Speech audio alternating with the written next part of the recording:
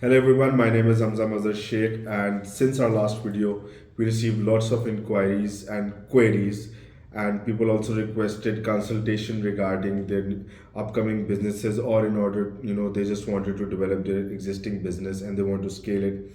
So there were lots of inquiries, and I've shortlisted five or six of them so that I could publicly discuss them with other viewers as well.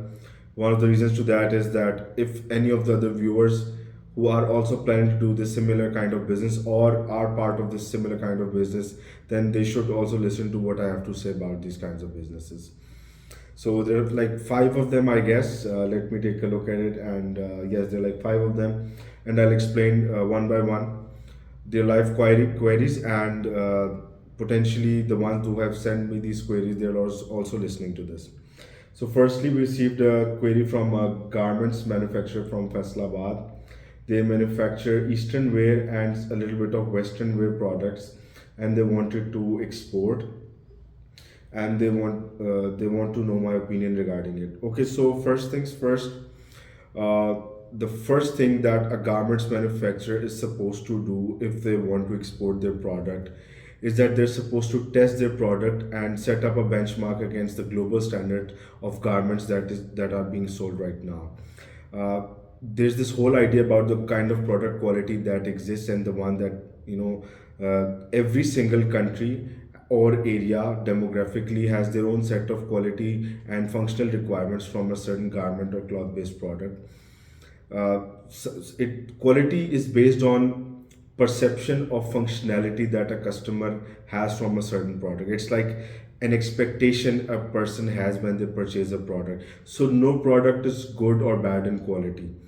Testing the quality against the customer's perception in the intended area of export and sale is an imperative thing to do. You should start with that, and in addition to that, you would need, obviously, there's certain bit of legal business requirements to do export as well.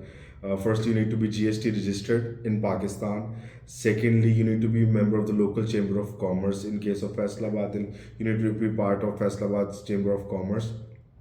Thirdly, you need to have a PSW registration, which is also known as the Pakistan Single Window portal registration, and through that you can declare goods digitally, and through by just by declaring your goods and sharing information and uploading it through their portal. It is obviously government-based portal. Now, this is the legal aspect. In addition to this, one of the biggest things that exists, the biggest challenge that there is that you need to find clients for it. So you could generate leads. You could generate leads through using softwares like Apollo, Clay. You could set up email marketing with them. You could obviously create design emails in through a funnel, and then obviously execute them. You can almost always use get response, system. These kinds of softwares always help you in the emailing in bulk to your clients. Just shortlist them, analyze the kind of clients that you can sell to. uh, I know a certain client from a long time back. They used to send out free samples to their potential clients in order to increase customer acquisition and conversion rates. So normally, just by seeing a picture, your customer might not get convinced. But when they get physically and tangibly receive your product, it is easier to convert that certain customer.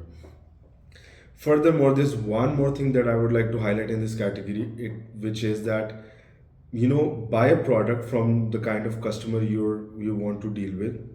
See the current product that customer is selling, and that becomes your benchmark. Then measure your product's functionality, its look, its aesthetic feel, and measure it against the benchmark of the product that they're currently selling.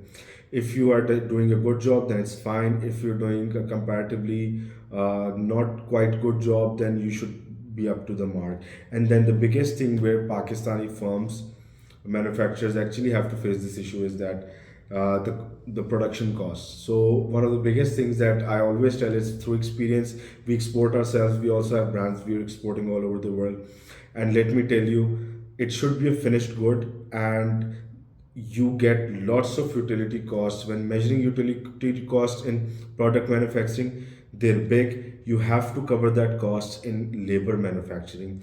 That's how you'll get the bet. That's how you'll have a successful customer acquisition, because we need to control costs, and there's lots of competition in this category. I hope that I've answered your question, and I'll be moving on to the second query, which is e-commerce retail in Pakistan. Okay, so when it comes to Pakistan, given the current status quo in terms of internet, there's the market is saturated right now in lots of categories. It depends on the kind of product that you want to sell, and in my humble opinion, not just stay to the Pakistan's market, and also market your goods in other categories as well. We have this client who sells shawls, and they're not just selling shawls in Pakistan; they're selling shawls in Yemen, Kuwait, all of the Middle East as well, apart from UK, US, and Canada. So target as many countries as you can. Obviously, it takes time to scale it.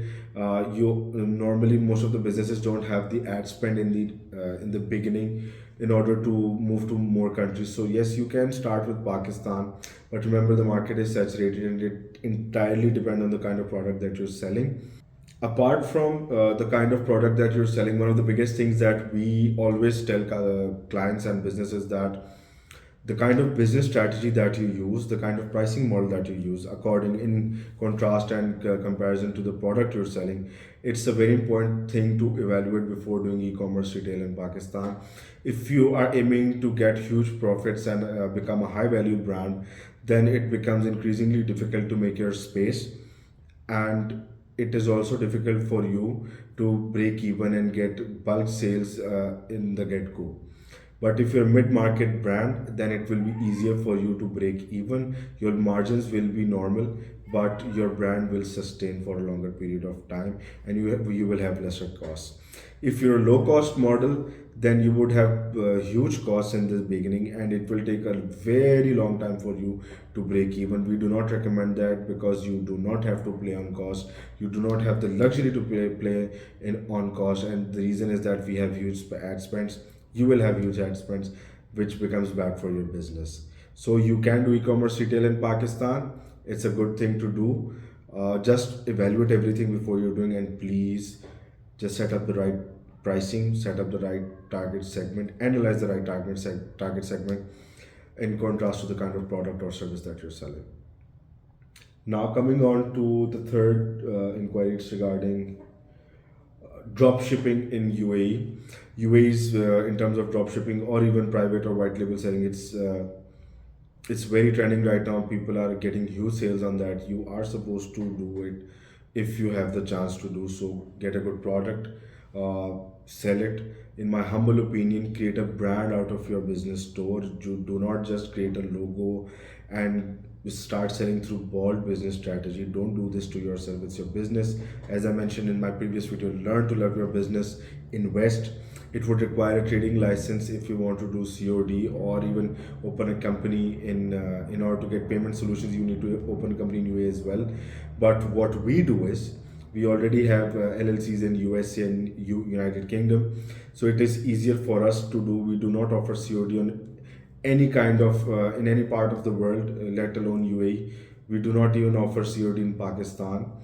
So what we do with our branded stores or even dropshipping stores is that we always have payment solutions integrated on them. We have in terms of Shopify, we have Shopify payments.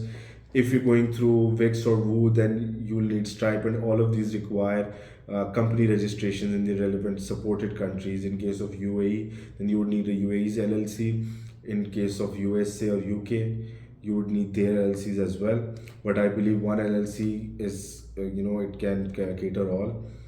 A USA LLC is far better than anyone, in my humble opinion. So when it comes to payment solutions, spare no expense. Get a USA LLC. We're operating a Delaware LLC, and it's going fine for us. It's going really well for us. So complete your websites, hunt a good product, and in my humble opinion, sell a branded product rather than bought products. Just by picking them up through your supplier and then drop shipping them. Learn to love your business. Uh, Next, there's a small business from Manhattan, and they sell artificial jewelry. Oh, no, not only artificial, they sell original jewelry as well.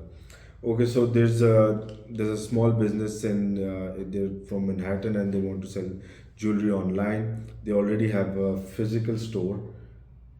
Well, there are numerous aspects to it. The first thing is that a website is not only intended for those who want to do e-commerce, it's also intended for those who do not have the culture of e-commerce already existing in their business. And let me elaborate on what I'm saying because it's going to need some explaining. First thing is that if you're a physical store and if you're in the reachable limits of people, then people, if they are looking at your ads on Meta or TikTok, then their first plan of action is always to visit your store if it physically exists and caters people. And if you're not a physical store, you're just an e-commerce store, then their first plan of action is, they don't exist. Okay, so we should just read reviews and then take a look at what they're selling. So if you're selling expensive jewelry, whether it's artificial or not, and if you have expensive invoices, then even if you think that e-commerce is no good, no one will buy it online. No, it's not how things work. You need to set up a store, just display everything online. At least it would give people chance to see what the kind of portfolio you are selling, and then they would come to you in person and buy a product from you. And not only that, once you've successfully satisfied them in person and through by selling your product, then the next time they would potentially purchase it from your website, and which I believe you would have built trust and you would have gained loyal customers in terms of that. So uh, there's absolutely no business in this world that doesn't need a website or an e-commerce store. Every single business does. The functionality varies, the overall nature of gaining customer varies, but at the end of the day, it's all about gaining revenue and growing and scaling your business. So yes, you should create a website, you should display, no matter how expensive your necklace or your jewelry sets are, are supposed to display them on your website so that your customers can take a look at the latest portfolio you have, and then they would know that they have to visit you. There's lots to it, and if you want even further as consultation regarding it, you could always email me on that. The final one is a food catering service, and the owner claims to be that he also manages events, and he has their own kitchen. His organization has their own kitchen, and they make delicious food. And in order to sell their food, they have to they have to do events and offer their food on events, and they want to scale their business more. This is something that I could understand from their message. So there are numerous aspects to this as well. Firstly, in my humble opinion, you need to shift more towards subscription based models. Say you should sell more lunch boxes, you should offer subscription to people in offices and workspaces where you could offer your lunch boxes. It could be a very nice idea to scale your business. You should create categories in terms of your lunch boxes so that the kind of pricing that you're offering and the kind of food that you're offering in the lunchbox, it should be congruent, and there should be packages silver, gold, and platinum. It should be based on monthly subscriptions. I think it could go really well if marketed in the right way. In addition to that, you need to collaborate with more event management companies and offer your food over there. Thirdly, if you do not, I don't know, but I'm just getting the sense, if you do not have an office, then you are supposed to have an office, and you're supposed to have a physical presence of your business, because if you don't have an office, then the customer would not know how to have a successful customer acquisition with you, and they wouldn't even know how to trust you either, because when someone walks into your office, when they first time interact with every single piece of your business's being, then it is the subtle manner of first acquisition which they get, and this is where they analyze what kind of person you are and what kind of product your organization is selling. So set up a good office, of always offer customers testers on other events. Just call them up to another event and offer them that this is the food that we're making, we can make similar one for you as well, and even we can offer customization as well. Furthermore, you should also add value adding aspects to your food selling portfolio as well. So if you're doing an event, then you should also add a coffee machine, slush machine potentially, uh, a vending machine as well, in order to just elevate the situation. These are events, some of them are corporate, some of them are social affairs. So it is very important to offer more than just a food, and it is very important to offer a lot more than what you are supposed to, because it adds more value. And obviously adding more value leads to more recurring customers, and it also leads, the biggest thing in your business is word of mouth. So scale your business, move towards subscription, offer more than just food. You cannot afford to be just a person, just an organization who sells just food in this particular category that you're trying to target. And I hope that I've answered what you were expecting me to. If any one of these people or anyone else, in matter of fact, if any one of you has more questions, you can always email me at ceo@argard.com, and I'll answer your queries if there are any. And you could always come to consultation for me. I offer physical consultation and online consultation as well. And given this idea of consultation, there is something I'd like to say. Please, it's a humble request. Always consult an expert or a business service or organization before doing anything. The reason is that in lots of cases you don't know the kind of thing that you want to do, or the kind of thing you will be you're supposed to be doing when starting a certain kind of business. So talk to experts before. Just spend a little on experts so that you know that you're in the right direction. And given these kind of times, right direction is hard to find. Talk to experts. Learn to love your business. Grow global with our guard. Stay tuned for more. I'll be coming with more as well. Thank you very much.